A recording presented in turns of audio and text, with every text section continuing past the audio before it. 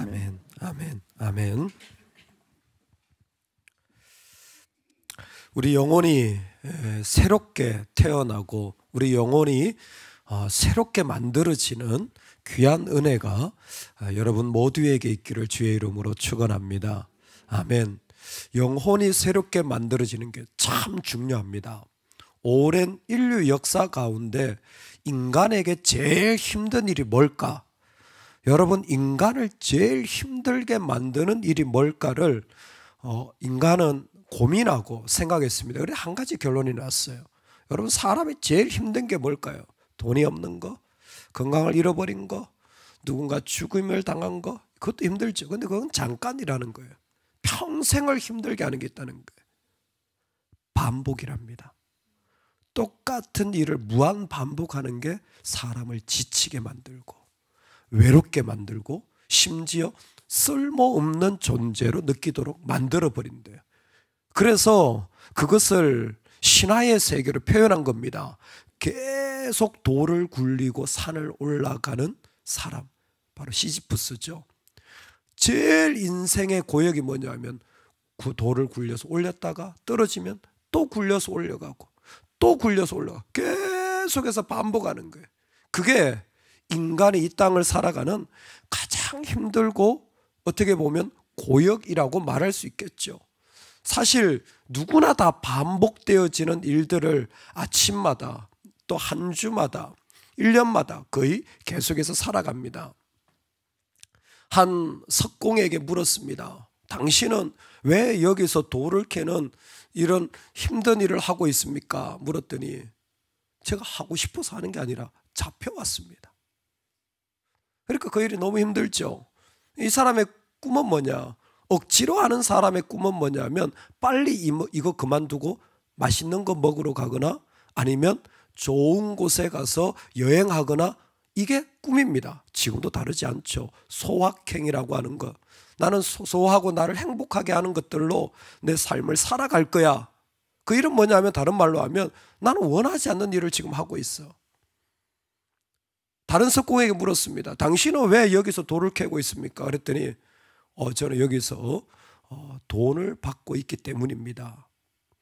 돈만 있다면 내 인생이 자유로워질 거라고 믿고 있기 때문에 지금 이런 정도의 고통은 내가 기꺼이 참겠다라는 의도입니다. 지금도 다르지 않죠. 내가 어느 정도 경제적 자유를 누린다면 내가 어떤 삶에서도 마음껏 살아갈 수 있으리라 라고 생각하는 사람들이 꽤 많습니다. 그리고 세 번째 사람에게 물었습니다. 당신은 왜 여기에서 돌을 캐고 있습니까? 물었더니 미소를 지으면서 제가 지금 캔 돌로 교회를 다시 짓고 있습니다. 존재의 목적이 삶의 목적이 되는 사람이 가장 행복한 거예요. 가장 기쁜 삶이에요. 누구나 반복은 합니다. 그런데 의미 없는 반복을 하는 사람도 있고, 이 땅에 있는 것을 가지고 그것으로 자기를 세우려고 반복하는 사람도 있고, 어떤 사람은 내 궁극적인 인생의 목적, 그것을 내 존재의 목적에서 찾아서 삶을 살아가는 사람들이 있다는 것입니다. 저와 여러분은 오늘 하나님 앞에서 존재의 목적을 발견하는 은혜, 우리 그 자리에 서는 사람들이라는 것입니다. 우리 오늘 말씀 7절인데요. 같이 한번 읽어보겠습니다. 7절 말씀입니다. 노래하는 자와 뛰어노는 자들이 다시 한번 끝부분입니다. 시작. 나의 모든 근원이 내게 있다 하리로다. 아멘. 나의 모든 근원이 내게 있다 하리로다. 그래서 어떤 사람들은 이 한 구절로 인하여서 시편이 유명한데 23편도 유명하고 1편도 유명하고 여호와 우리 주여 주의 이름이 8편도 유명하지만 87편이 너무 정말 뭐라고 말할까요? 숨겨진 명화와 같다. 그런 표현을 쓰기도 합니다. 왜? 나의 모든 근원이 내게 있으리로다. 나의 모든 근원이라고 하는 건 사실 이 스프링 그 샘이거든요. 그냥 보면 나의 모든 셈이 너에게 있다. 근데 그냥 셈이라고 말하기에는 이게 셈들이라는 표현인데 예루살렘에는 셈이 기온 하나밖에 없습니다. 그래서 셈이라기보다는 그 사람들이 살아가는 삶의 이유, 영적인 그 근원을 말하는 거예요. 내 삶의 이유가, 내 삶의 존재, 목적이 너에게 있다라는 겁니다. 그 너가 어디냐면 바로 시온성을 말한다고 2절에서 말해주고 있습니다. 바로 시온성이야말로 나의 존재 목적이라는 거예요. 그 시온성이야말로 내가 살아가야 할 삶의 이유가 되어진다라는 것입니다. 그곳에서 나는 나를 다시 발견하고, 그곳에서 나는 나를 다시 이해하고, 그곳에서 나는 다시 태어난다라는 것입니다. 즉 이 시인은 자기 영혼이 다시 태어나고 자기 영혼이 다시 일어나는 자리를 지금 찬송하고 있는 거예요. 자, 그러면 여러분 우리 자신에게 한번 물어봐야 돼요.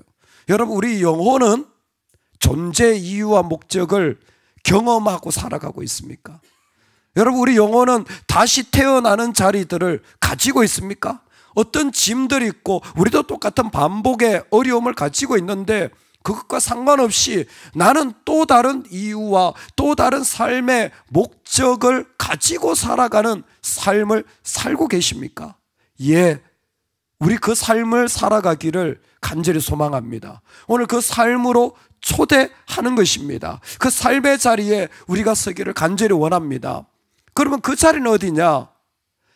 여호와께서 가장 기뻐하시는 자리입니다. 여러분, 내가 기뻐하는 자리가 아니라 여호와께서 기뻐하는 자리가 우리 영혼이 다시 태어나는 자리예요. 여호와께서 즐거워하시고 여호와께서 사랑하시는 자리라는 거예요. 여호와가 사랑하는 자리가 어디입니까? 바로 그 자리는 이스라엘 백성들이 하나님을 예배하는 시온 성이라는 것입니다. 여호와께서 야곱의 모든 거처보다 시온의 문들을 사랑하시는도다. 시온의 문이라는 건 하나님이 들어오시고 또 나가고 하는 성전의 문을 말합니다. 하나님의 성이여 너를 가리켜 영광스럽다 말하는도다. 하나님의 성이여 네가 정말 영광스럽다.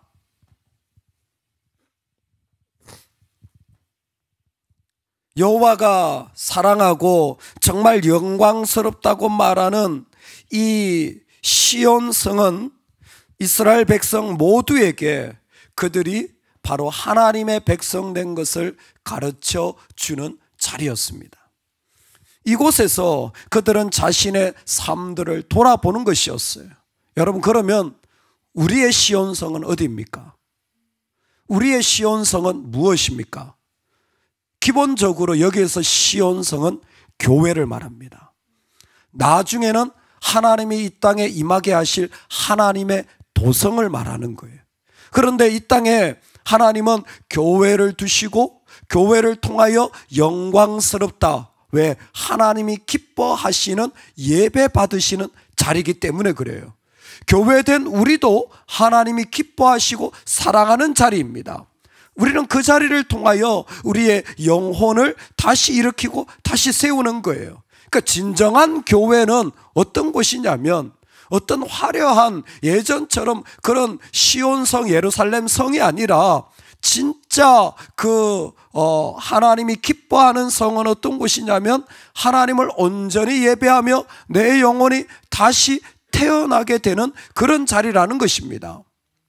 존 뉴턴이 그런 교회를 시온성과 같다고 고백하며 시온성과 같은 교회 그의 영광 한없다. 허락하신 말씀대로 주가 친히 세웠도다. 반석 위에 세운 교회 흔들 자가 누구랴. 모든 원수 애워싸도 아무 근심 없도다. 그런데 그 찬송가에 우리 찬송가에는 생략되어 있지만 원본에는 이런 구절이 포함되어 있다고 합니다. 세상 쾌락이 시들고 그가 자랑하던 모든 허식과 자랑도 시들지만 굳건한 기쁨과 영원을 보내는 시온의 자녀들은 안다네. 시온의 자녀들은 시온성에서 진정한 기쁨이 무엇인지 안다는 것입니다. 여러분 알고 계세요? 이것은 로마서에 좀 도움을 받으면 명확하게 드러납니다. 여러분, 진정한 교회는요, 정말 우리가 교회를 영광스럽게 여겨야 돼요. 정말 우리가 소중하게 여겨야 됩니다. 이게 가장 기본적인 자세예요. 할렐루야. 정말 그것을 우리가 소중하게 여기고 귀하게 여겨야 돼요. 세상 사람들은 교회를 정말 함부로 대합니다. 여러분, 우리 가정은 절대로 교회를 귀하게 대해야 됩니다. 자녀를 키울 때도 교회 행사가 있으면 제일 먼저 참석해요. 다른 거 다 안 가도 돼. 교회 중심으로 살아라. 교회 중심으로 삶을 살아라. 다른 거 공부 좀 덜 해도 돼. 그러나 교회 행사는 참여해라. 가르쳐야 돼요. 그랬더니 요즘 우리 아들은 반대로 교회 행사만 있으면 참여하려고 아주 그냥 모든 교회 행사 다 자기가 참여. 가르쳐야 돼요. 자꾸 얘기해 줘야 돼요. 교회 중심으로 살아라. 교회를 영광스럽게 해야 돼요. 왜? 그곳에 우리 영혼이 태어나니까. 그렇다면 그 교회가 무엇인지 우리는 알아야 됩니다. 예, 그것은 스피릿 교회이기도 합니다. 내가 속한. 그런데 교회의 본질은 무엇이냐면 믿음입니다. 아브라함을 하나님 부르셨습니다. 갈대아 우러서 그를 불렀을 때 그가 믿음으로 결단할 때 그는 열국의 아버지가 되어진 거예요. 아브라함을 불렀습니다. 그에게 할례를 행하게 할 때에 그는 믿음으로 할례를 행했습니다. 그랬더니 한 민족의 아버지가 되었습니다. 믿음은 아무것도 아닌 무할례 상태에 있는 자도 하나님의 백성으로 다시 태어나게 하는 유일한 방법입니다. 그러므로 우리가 다시 태어나게, 다시 일어나게 하는 하나님의 축복의 자리가 있다면 내가 하나님을 믿도록, 내가 하나님을 의지하도록 하게 되어지는 영광의 자리가 바로 우리의 시온성 교회인 것입니다. 그래서 여러분, 믿음으로 나아간다고 할 때는요, 교회 생활을 살펴보면 정확하게 알아요. 어떻게 합니까? 교회에 올 때 여러분이 가져야 되는 첫 번째 마인드가 뭐냐면 신령과 진정입니다. 즉 전심의 마음을 가지고 와야 돼요. 온전한 마음으로 와야 됩니다. 할렐루야. 그냥 대충 와서는 안 돼요. 뭐 물건을 사거나 그럴 때는 좀 대충 하세요. 근데 교회에 들어오면요, 전심으로 예배해야 돼요. 전심으로 말씀을 들어야 돼요. 두 번째는 뭐 하냐면 전심으로 들어와서 듣는 곳이 교회입니다. 자꾸 들음으로 알게 되어지는, 들음으로 내 안에 없던 믿음이 생기는 곳이 바로 교회예요. 그러니까 믿음으로 한다라는 게 뭐냐면 나는 전심으로 대하고, 그리고 자꾸 하나님을 들으려고 할 때에 내 안에 없던 하나님의 것들이 창조되어지는 곳이 교회입니다. 그게 우리의 부르심을 받은 자리예요. 누구라도 아무리 악한 자라도 그 사람이 전심으로 하나님께 나오고 하나님을 들으면 어떻게 돼요? 다시 태어납니다. 왜? 믿음 때문이에요. 믿음 때문입니다. 그래서 로마서는 이렇게 우리에게 구체적으로 도전하고 말씀하여 줍니다. 뭐라고 말합니까? 이 땅에 있는 삶의 자리가 그대로 있다고 말할지라도 하나님이 우리에게 주신 자리를 받으면 무할례 시에 믿음으로 된 의를 인친 것이니 이는 무할례자로서 믿는 모든 자의 조상이 되어 그들도 의로 여기심을 얻게 하려 하심이라. 무할례자예요. 근데 하나님이 의롭다고 여겨주는 겁니다. 여러분, 믿음을 소중히 여기세요. 믿음의 자리로 자신을 태어나게 해주세요. 왜? 믿음이 없으면 율법으로 가요. 의심합니다. 확인이 필요해요. 자꾸 뭔가 그 가운데 하지 말아야 되고 비난하고 이런 것들이 많아져요. 여러분, 교회 분위기도요, 정말 다 다르더라고요. 어떤 곳은 처음부터 끝까지 하지 마세요. 들어오지 마세요. 이거 지키세요. 이런 거 하면 안 됩니다. 교회 온통 팻말이 전부 그런 거예요. 문을 딱 열려고 했더니 음료수 들고 들어오지 마세요. 이해는 됩니다. 다 알만한 이야기예요. 근데 화장실에 갔더니 그냥 가지 마세요. 꼭 버튼 누르고 가세요. 뭐 거기에 침 뱉지 마세요. 뭐 얼마나 많이 붙어 있는지 온 곳곳에 전부 하지 마세요. 야, 교회 가서는 하지 말아야 될 게 너무 많구나. 여러분, 가정이에요. 전부 하지 마세요. 이게 안 돼. 저게 마음에 안 들어. 왜요? 믿음이 없으면 율법으로 갑니다. 인간은 그래요. 믿음이 없으면 전부 율법으로 가요. 근데 믿음이 있으면요, 뭘 해도 괜찮아요. 뭘 해도 괜찮아요. 할렐루야. 자녀에게 진짜 믿음이 있다면 뭘 해도 괜찮아. 왜? 하나님 너 붙잡고 있으니까 괜찮아. 뭐 좀 염려가 될 때도 있죠, 인간적으로. 근데 뭐예요? 믿음이 있으면 얼마든지 다시 태어날 수 있는 겁니다. 왜? 하나님께 접붙여 주니까. 오늘 그걸 그대로 고백합니다. 4절에 보면 나는 라합과 바벨론이 나를 아는 자 중에 있다 말하리로다. 여기 라합은 악의 근원을 말하는 거예요. 본문으로 보자면 애굽입니다. 일반적으로 라합은. 라합이라는 표현이 이제 앞으로 여러 번 나옵니다. 악의 근원이 리워야단 있죠. 천사와 대적하는 바로 그 세력을 말하는 겁니다. 남쪽에는 애굽이 있고 북쪽에는 바벨론이 있는데 그들이 뭐예요? 나를 아는 자 중에, 이게 하나님 말씀이에요. 그들도 나를 아는 자 중에 있도다. 보라, 블레셋과 두로와 구스여 이것들도 거기서 났다, 태어났다라는 거예요. 얼마나 이스라엘을 괴롭혔던 자들입니까? 그런데 뭐예요? 그들도 다시 태어나는 거예요. 뭐를 통하여서? 시온성을 통하여서. 그 악한 자들도, 그렇게 괴롭히던 자들도, 그 어려웠던 문제들도 여러분, 교회를 통하여서 우리가 믿음 위에 선다면 다시 태어납니다.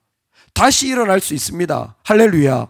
오늘 우리가 정말 살아가는 삶의 중요한 자리가 무엇이냐면 내 영혼을 믿음으로 다시 태어나게 하는 거예요.